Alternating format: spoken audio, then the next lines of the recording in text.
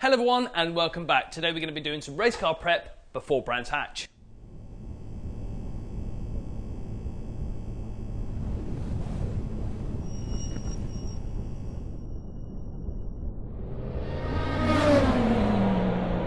So yes, hello everyone, there's a few little bits and pieces I need to get done before hitting the track in Brands Hatch in just 1 week's time. The offside front drive shaft gator had popped off and sprayed oil all over the wheel arch, all over the wheel, all over the brake disc. So I need to give that a clean and replace the drive shaft. The drive shaft itself is still fine. I packed it full of grease before race 2, put the boot back on and went out and did whole race 2. However, it did it again. So what I'm going to do is I'm going to buy some high temperature grease and then I'm going to Jubilee clip the boot round the drive shaft. That way I have a good working spare. Other than that, there's also a near side rear wheel bearing has gone, or is starting to gone. There's a little bit of play in the rear wheel. I could feel it at Snetterton as well in the last race. I could feel the car was starting to sink a little bit, and I think the bit of movement of the wheel bearing, so we're going to get that changed as well. Also, the front anti-roll bar bushes, again, when I was looking at the CV Gator on the offside, I noticed that one of the anti-roll bar bushes looks as though it may be split, so I'm going to get them changed as well whilst we're here. So, let's get cracking. So as you can see, I've already jacked the car up and put it on axle stands, so the next thing to do is to remove the wheel.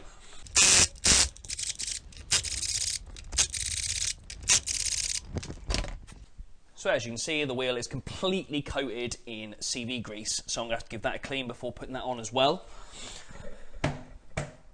So as you can see down here, there is grease absolutely everywhere, and it's this boot here, which as you can see, has come away. Right, so I couldn't get the track rod arm off. That bolt is, or that joint there is completely seized in that hub. It's fine because what I did was I took the bottom ball joint off of the wishbone, so I've managed to move that out completely. Now what I need to do is, if you look down here, there is a bearing which bolts to the side of the block. That's to stop the drive shaft from oscillating too much, causing vibrations. I think it also is meant to help with understeer or oversteer, something like that. So I now need to remove the 2 bolts for that, and then it should just slide off the end of the gearbox, and then I can whop the new one in. But I've literally had to clean everything. As you can see, there's still some residue left on the caliper. There is grease absolutely everywhere. So I'm also going to need to give this all a good clean before popping the new one in. But here we go, just so you can see what the CV joint looks like.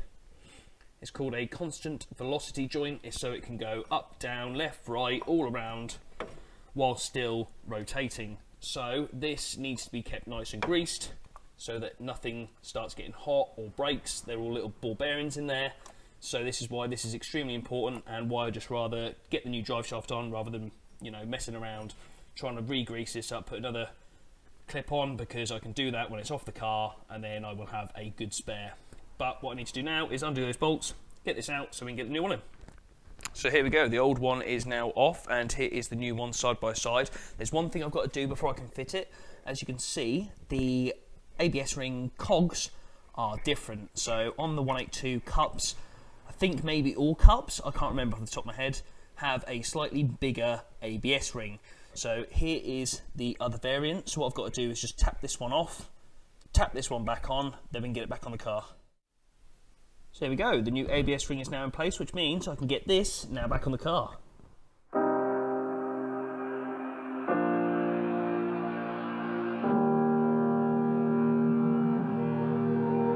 Every time we say goodbye, they all see that it's a lie. 'Cause we always give it one last try. Yeah, you've watched me break 1,000 times. So there we go, all back together. All I need to do is drop the front end back down and torque that centre nut up. Really happy that I now have a good spare drive shaft as well, because all I have to do is re-grease that boot and put a Jubilee clip on it, and then I have one good to go. Obviously I have a brand spanking new one for the other side, so if it did fail, I now have a good one to go on. So all I need to do next, after torquing up that centre nut, is concentrate on the rear discs. Like I say, I'm going to jack up the rear and then we'll test that wheel bearing and I'll let you know.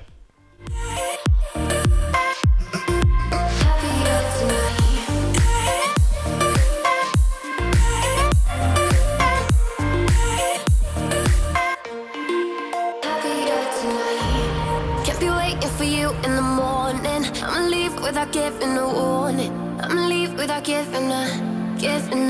But every time we say goodbye. These are the discs on these cars. They have the wheel bearing and ABS ring and everything all attached to the disc. Now, as you can see on here, you can hear and feel that there's some play in it. So this one's definitely going to need to be replaced. I've actually checked the other side and it's fine. So what I might do is just replace this one for now and then leave the fact that I'll then have one more spare just in case, because if this one goes again for whatever reason, then at least I'll be able to re-put it onto this position instead of wasting it on a side that is already fine at the minute. So I need to get the brake carrier off, I need to undo the centre bolt, get the disc off, put the new disc on, put everything back together.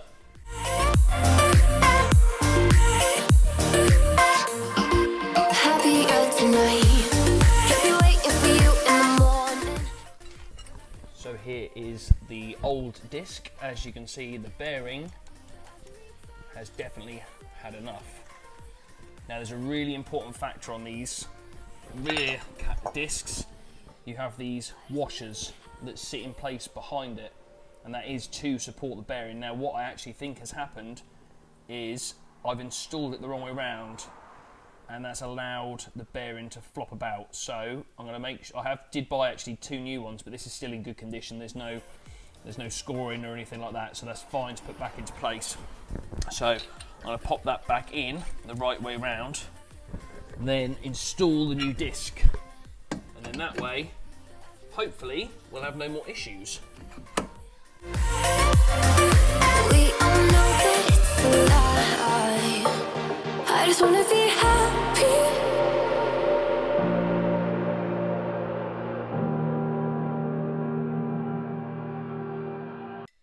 Right, so it's time to torque the hub nuts up on both this rear and the front that I've done. The rears are 175 newton meters plus or minus 5 newton meters. So I've set it to 175.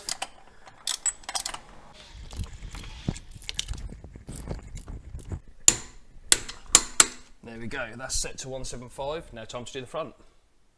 Right, so the front hub nuts are 280 newton meters. So I'm already there. There we go. So the front and rear hub nuts are now torqued to spec. I just need to do the wheel nuts. However, I'm not going to bother doing them now because I'll make sure that I do them when I'm trackside. So it's pointless me doing them now because I'll just forget that I've done them, and it's peace of mind when I'm at the track to get them done there. So something else that we noticed when we were at Snetterton, I had to run ballast. Now, obviously I couldn't do it there, so what I ended up having to do was run really, really heavy on fuel, so I was above the minimum weight.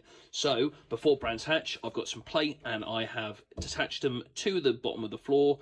It says in the regulations that it can be within the passenger footway area. So, to me, that's the rear passenger's footway, so I've put them in there. I've also put spreader plates underneath the car, as per the regulations, so we will now be above the weight limit, and I can actually run a sensible amount of fuel at Brands Hatch.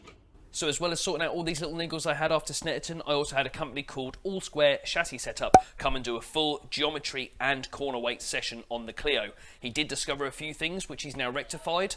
First of all, the near side front track rod end had to come loose and had towed in 6mm. So obviously after that's now been adjusted, the front end is now perfectly square. Also, I tried to set the corner weights up myself before the beginning of the season. However, we didn't have a perfectly flat surface. So every time I made an adjustment, it would give me a different reading on the scales to what I was expecting. However, All Square Chassis Setup have their own little platforms for each scales, so you can get it completely square at all 4 corners. So every time you make an adjustment, it does adjust it how you would expect. So he did 2 turns up on the driver's side on both front and rear coilovers, and then on the passenger side he wound them down 4 turns. That instantly gave the car a much more level surface, and that was far easier for him to work from in terms of making any of the adjustments. It turns out after he'd done that, it only needed 1 slight adjustment to the near side rear. As you can see on the chart that he's given me, here are all the dimensions of the car before and after.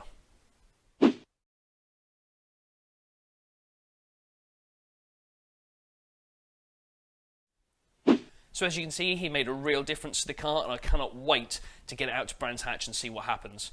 I've also set all the rebound stiffness on all 4 shocks to about halfway. After practice qualifying, I'll see where we're at, see what the grip level's like, see if I can make any adjustments. Then I can either make it harder or softer depending on what I think might need adjusting.